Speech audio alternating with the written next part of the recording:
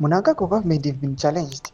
Panguva ine vanhu vanyatso kuona kuti the ruling party ZANU-PF kana vanhu vaya vamunombonzwa vachitaura mashoko achiti aiwa kana muchiti buda kubvisa mutungamiri wenyika muchireplace nemumwe munhu we the ruling party ZANU-PF hapana kwatiri kuenda. Nokuda kwokuti kune mamwe mapresidents, for example vatinoda kukupa example panapa, aiwa vakomana vekuburkina faso panguva ino vanyatso kuratidza kuti these guys aiwa they know what they are doing, they are respecting aiwa the taxpayers money and public funds. Sana pina mashoko abudanyorwa panapa ndokuba subscribe walaika wataunda bell icon.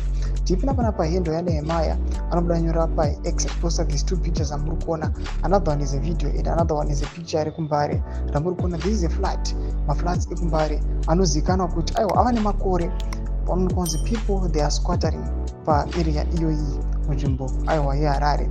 Panguva ino anoposta another video aiwa rekuburkina faso manana Ibrahim Traore vari kuonekwa kunzi these guys vava ne3 years in power but madevelopments avari kuita anonwisa mvura. Pana pamudanyora chiti 3 years in power Burkina Faso versus 45 years in power ZANU-PF Zimbabwe. Zvimwe soka mashoko ari kuda panapa ari achiataka the ruling party ZANU-PF achiti ruling party ZANU-PF ine 15 times more than makore ane Ibrahim Traore ari kuonekwa kunzi ndiye mutungamiri weBurkina Faso. Panguva ine ari kuonekwa kunzi ari kuvaka mahospitals, panguva ine ari kudevelopa infrastructure zviri kuonekwa nenyika dzose zvekuti kunyange nedzimwe nyika mabig brother countries ari kubatikana just because avari kuona Africa ichibudirira. Panguva ino tichiona vachikombeya nethe state iri kumbare.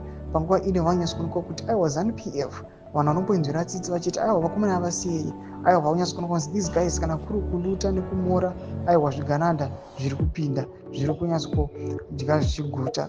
Mbotidza mafungiro enyu mboti kudii pamusoro pechitiko ichi. Enda comment section mendo dzimafungiro enyu. So subscribe or like, turn on the bell icon.